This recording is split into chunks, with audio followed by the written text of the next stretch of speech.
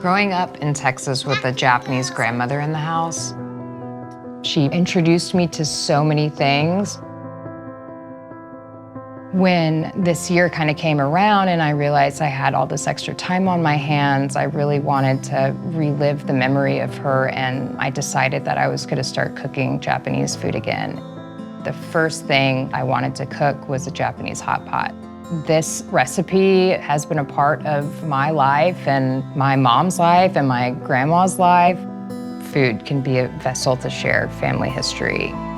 Helena loves to help me cook. Watching her reminds me of when I was little and helping and eating my grandma's food. It makes me think how alive she is in this kitchen.